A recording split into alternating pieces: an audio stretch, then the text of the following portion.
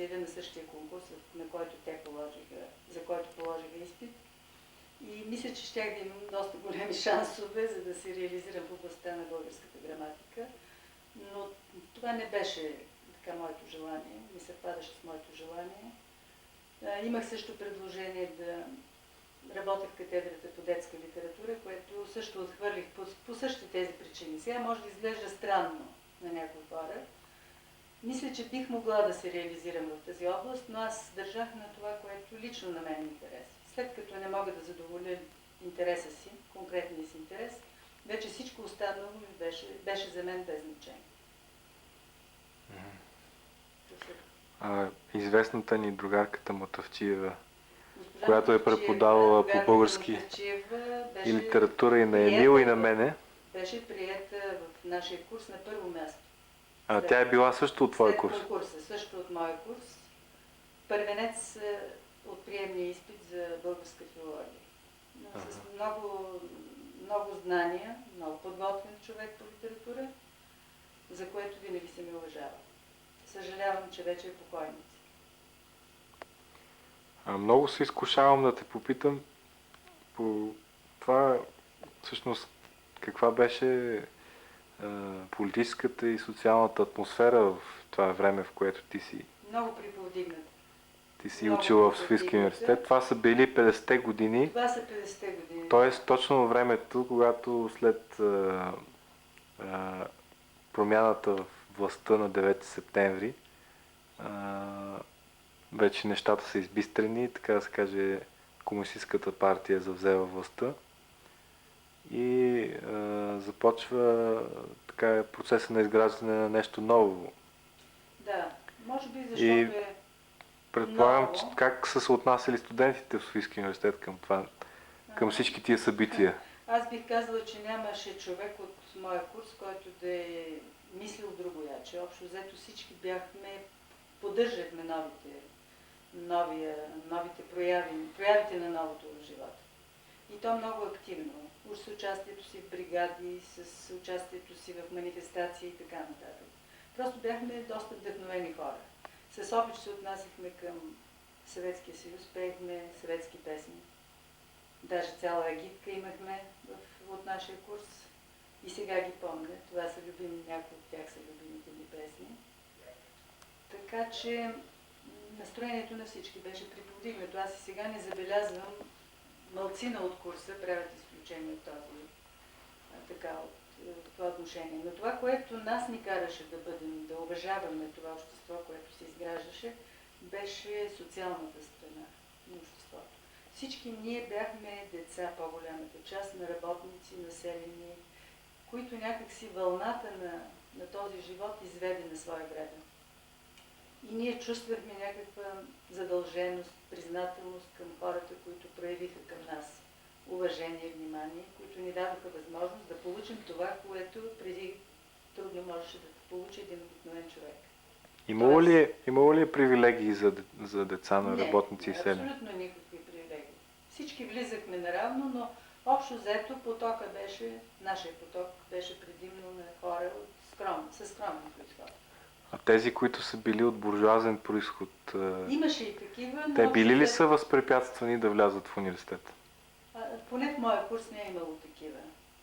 Почти всички от курса бяха и тези, които бяха кандидатствали от София, също бяха така от скромни семейства. Единици бяха деца на офицери, но аз мисля, че те общо взето се присъединяваха, участваха в този дух, в тази атмосфера на курса. Нека да ни звучи приповдигнато, но просто не виждам. Разбира се, сигурно е имало някои огорчени по различни причини.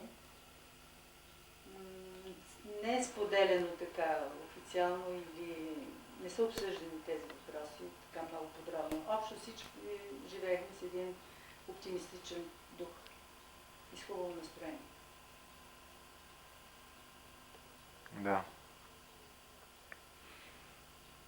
Ти каза за своите приятелки всъщност от студентските години. А имаше ли мъже-приятели? Имаше. Какви бяха тогава съотношенията мъже-жени в курса?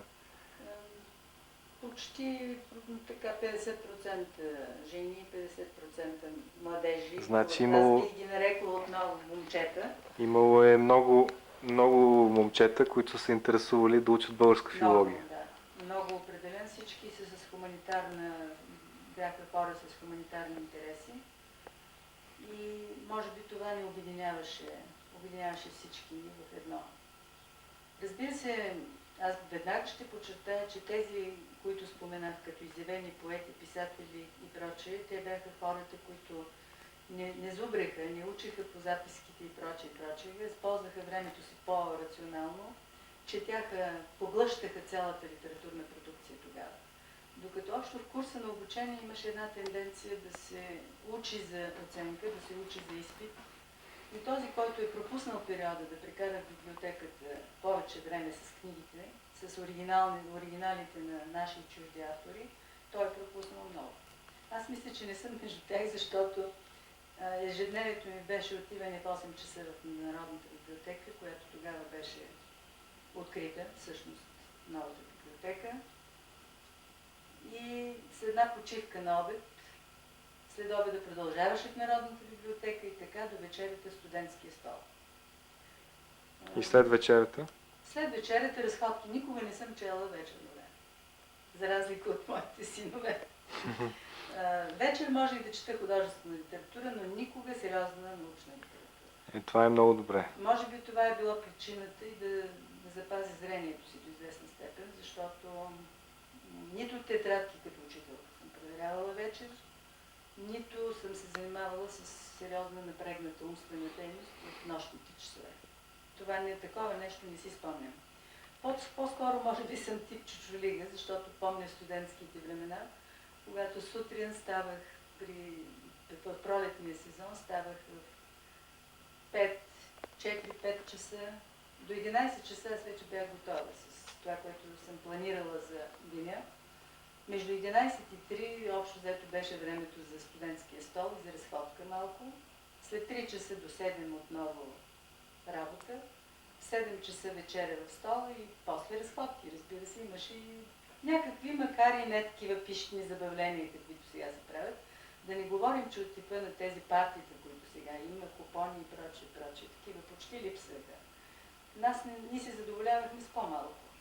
Може би, наистина, до сега мнозина от нас се останаха с по-засилени духовни интереси, отколкото някакво огромно желание да се различим по някакъв начин. Просто, не знам, може би трудно ми е да обобщавам. За мен поне това е така. Като че ли ми е по-трудно да се различам, отколкото да се забавлявам, отколкото да се занимавам с сериозна работа. Какви? Чакай да прекъснем малко. Продължаваме оттам, откъдето спряхме. Ставаше дума за развлеченията по твое време. Ходихте ли по ресторанти, по дискотеки? Не, такива възможности нямаше. Тогава единствените събирания бяха по факултети, някакви забави. Но и те бяха доста рядко явление. Някои, които си имаха Софийско обкръжение, например, имаха повече възможности за такива събирания. Но за мен на това си ходихме много на гости. Така се поддържаше един добър приятелски тон. Даже толкова щедри сме били, въпреки че живота ни е бил скромен, ограничен, че аз си спомням, например, че без всякакви огризения отиваш на гости у своя приятелка със студентка, но направо на обяд, на вечеря и така нататък. Да, когато е било ефтино. Да, бяхме щедри един към друг и някакси съвсем естествени. Но можеше да се отиде и без никакво ядене, просто отиваш на разговор. И това бяха най-приятните моменти. Когато отиваш, за да бъдеш в компанията на хора, които са интересни и приятни. Това е. Ходихте ли на кино, на театър? На кино много често. Помня първи курс, че сегашният театър на армията беше Кино Република. Там след занятия в университета отиваме, хвърляме си чантите, тъй като сцената е голяма, нали?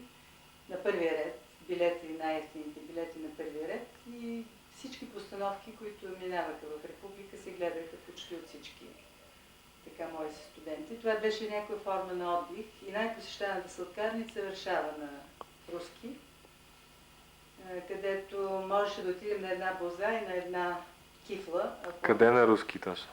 Ами тя е в началото, там до бюрата на БГА, Ага. до музея на революционното движение всъщност. Има една малка сладкарничка Варшава, която беше най-посещаваната от студенти. На една боза, примерно, закуска на една боза с някаква кифла, но не кифла козуначена или нещо от този род, а просто хлебна кифла, такава. Да. Която се продава за кебабчета сега или за сандвичи. Да. Да. Добре, тогава значи от студентските години преминаваме вече към професионалното поприще. Да. Ти завършваш университета с отличие и избираш да станеш учителка. Защо избра този път? Сега ще бъда съвсем откровена. Аз имах съвсем други намерения. Последната година се прехвърлих от научен профил в педагогически. Поради единствената причина, че смятах, че ще загубя много време в София и второ поради невъзможността да се издържам през последната година. Исках да съкратя някакси процеса на обучение и се дипломирах още същата на първата сесия се дипломирах с отличен успех, но нямах абсолютно никакви шансове да си намеря някаква друга работа. Това беше единствената. Нямах абсолютно никаква нагласа за учителска работа. И за мен беше истинска трагедия заминаването на работа по разпределение. Балчик беше избран като крайната точка на картата на България, където просто отидох от безпомощност и невъзможност да отида някъде. Ама ти ли го избра или някой го избра заради тебе? Не, аз просто реших, че там може би ще бъде по-поетично, по-романтично, тъй като е на море и така нататък. Да. А в родния си град не можех да постъпя, тъй като нямаше свободни места. Предлагаха ми се възможности в Преслав, Нови пазар, градове, които знаех като много скучни, безинтересни, и затова избрах Балчик. После дойде интереса към професията. Много е странно това. Например, в университета на методическите и педагогическите дисциплини гледах безразличие, като някаква тегуба, така с голямо отекчение. Просто не се занимавах с тая проблематика. Но за мен на това ми беше много интересна психологията. Изобщо аз обичам психологията и философията много.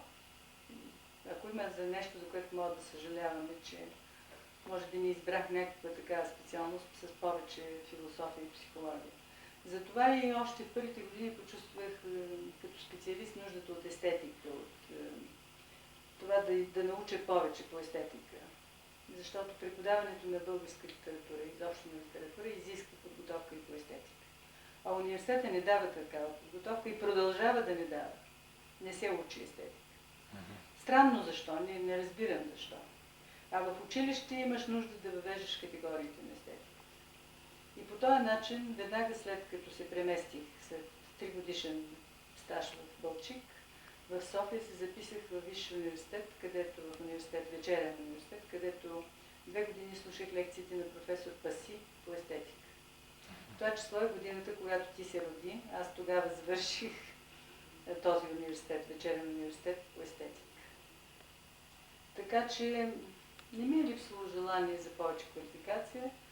На учителската професия започнах да гледам вече като на професия, която ще ми стане основна, особено след като се преместих в английската гимназия.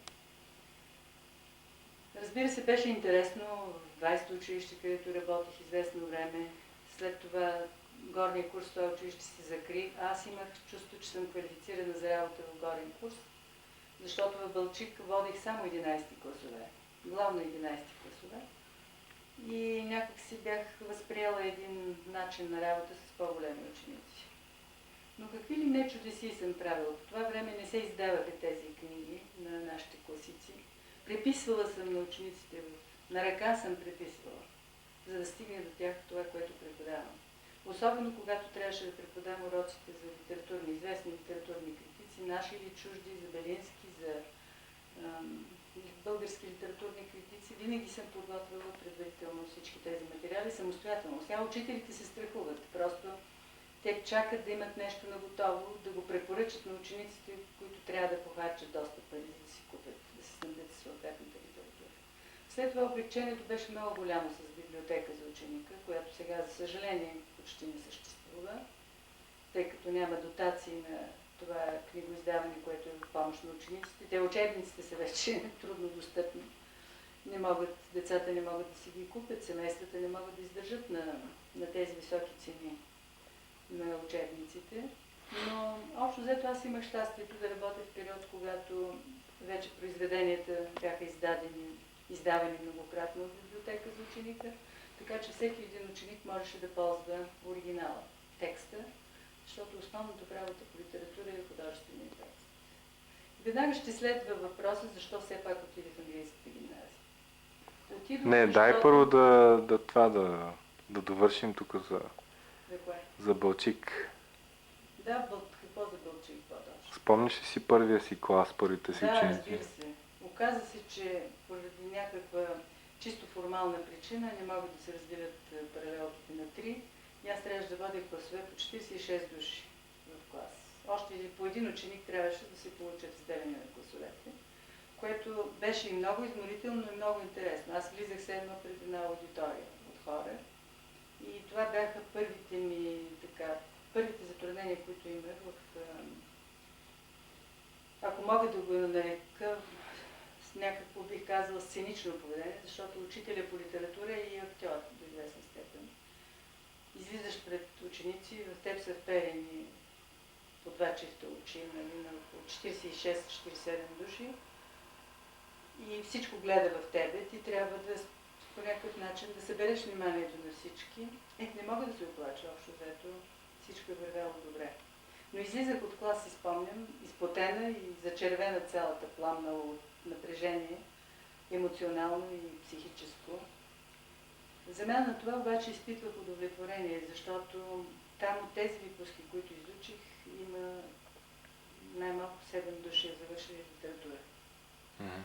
За което те може и да съжаляват по-късно, защото не всички можеха да се реализират като преподаватели в този град, но това не им попречи да имат и друга професия, т.е. професионално по друг начин да се реализират и да бъдат полезни. Но от тези випуски имам чудесни спомени. Те бяха Чеда на морето, с един романтичен дух, макар че живота на семейството им беше доста прозаичен. Една част от родителите им се изхранваха с рибарство, което не беше особено доходно. Ходила съм по къщите, нямаше частни уроци, както сега, а просто литература, за да подготви учениците си, трябваше да ги посещава по домовете, да отделя от собственото си време, от личното си време, за да ги учи на правопис. Да. И така, и в Балчик ти срещаш двама души, които са едни от основните ти спътници в живота. Да, срещаш Леля Ани и срещаш... В Балчик срещах много интересни хора, между другото. Първо за тях да кажа. И от колегията по литература, всъщност аз бях първата редовна учителка в гимназията в града. Но имаше колеги с много опит. Например, една Мария Коларова, която историчка, която работеше в тази гимназия. Надежда Чернева, учителка по география. След това по литература стана преподавател Валентин Ткачов, един много умен млад човек. Както и Борис Мисирков, по-късно известен преводач в София, учител по руски език и литература. Така че там срещнах изключително интересни хора, независимо от това, че гимназията не беше голяма и учителския колектив също не е много голям. И разбира се, разбиране, топлота, сърдечност, хубаво общуване, това, за което човек само може да мечтае. И там срещнах и своя партньор в живота, спътник в живота, своя съпруг, при много поетични обстоятелства. Да, и Леля Ани. И Ана Аргирова, математичка, но поетеса по душа. С нея имахме едно чудесно общуване, което запазихме за дълги години. За съжаление, тя рано ни остави. Иначе беше, постоянно присъстваше в живота на нашето семейство и всички вие познавате добре. Интелигентна, умна, с чувство за хумор, приятна за общуване. Тоест ти тръгваш с нежелание за две неща. Първото за учителската професия и второ за Бълчик. А тези неща се Главно оказват... за учителската професия. Тези неща се оказват много важни за това живот. Постепенно това нещо си изживява. Имаш ли някакво чувство на неудовлетвореност от това как са се развили нещата? Не бих Съжаляваш ли? Съжалявам. Мисля, че бих повторила даже този път.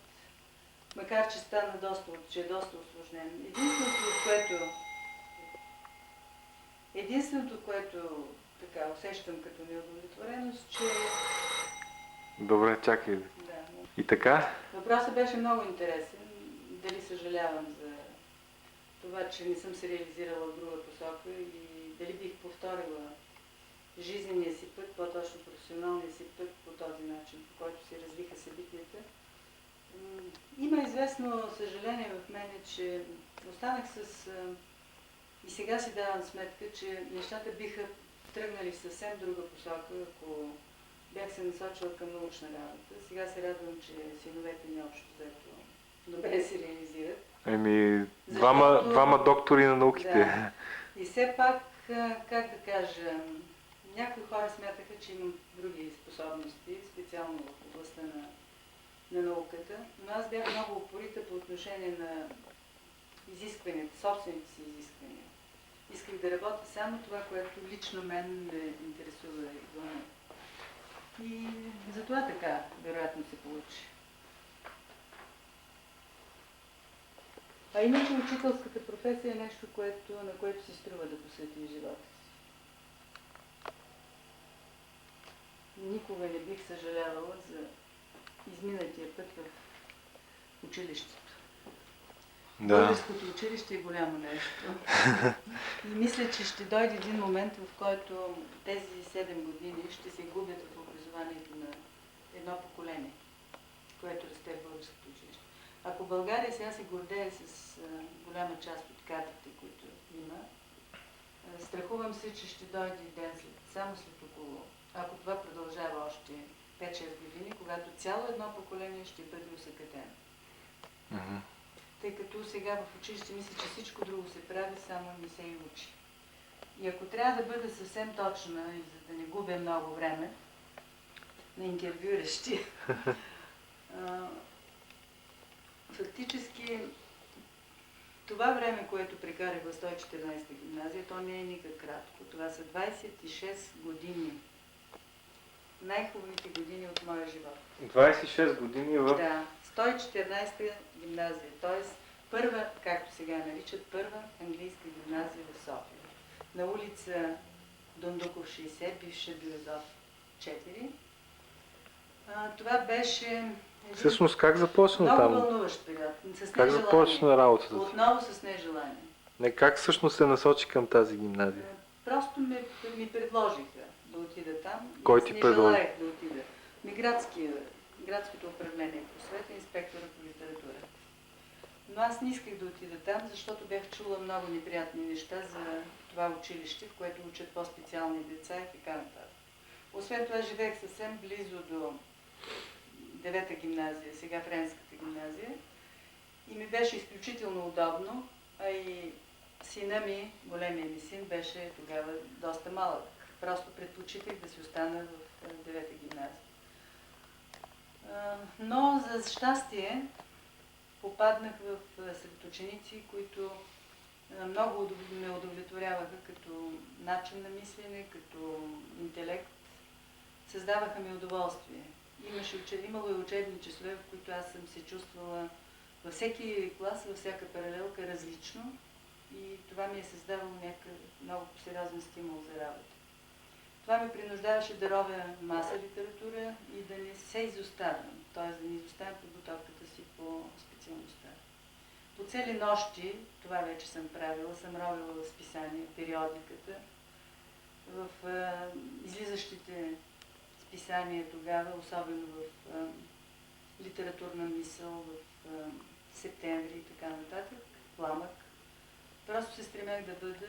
Значи то си е било и един вид творческа, научна, Имах научна работа. чувството, че сега това, което говорят за работа на учител в колеж, на преподавател в колеж, имах чувството, че английската гимназия беше като един, смело бих могла да кажа, един колеж, който готвеше съвсем така сериозни хора, с положително отношение към знанията.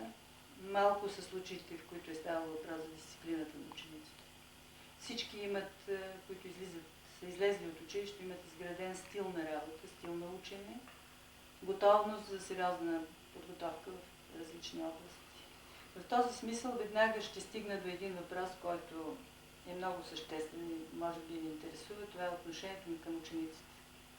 Искам да го заявя тук в такъв много тесен семейен кръг, че съм се отнасяла и се отнасям с много уважение и нещо повече с много обич към учениците си. И понеже много хора ме питат за това, определено мога да кажа, че не звучи, мисля, че нескромно, като го казвам. Защото може да бъдеш взискателен учител и децата, учениците да разбират, че се отнасяш с обич, с уважение към тях. Но може да бъдеш и жесток. И винаги съм влизала, може би, в конфликти, даже с такива колеги, особено по-нататък, като административен ръководител, които са били жестоки по отношение на учениците. Училището трябва да бъде абсолютно хуманизирано, защото той изгражда личност. И отношенията трябва да бъдат разчупени, свободни и предразполагащи към сериозна работа. Училището не е място за забавление. Наистина прав е Сухомлински ли беше, да, който казва, че трябва да има веселие, да има радост, излъчване и така нататък. В училище верно е това. То е типично присъщо на младостта, всичко това. И в английската гимназия имаше такъв дух. Аз смятам, че всеки нейн възпитаник може да го потвърди. Ако липсва, се създаваше с английски вечери, с битови вечери, с всичко, което с чествания и прочее, и прочее. Мисля, че се живееше нормално в тази гимназия. Издаваше се вестник. Искам да спомена, че в тези екипи са участвали такива хора, като поетесата Миляна Башева, например. Спомням си как тя редактираше училищния вестник в училище. Събираха се в училище в почивните дни, за да излезе в понеделник стен вестник от 5 или 6 или 7 даже табла, в който има и карикатури, има и поезия, има абсолютно всичко. Владимир Левчев, един от редакторите на този вестник, Вени Марковски,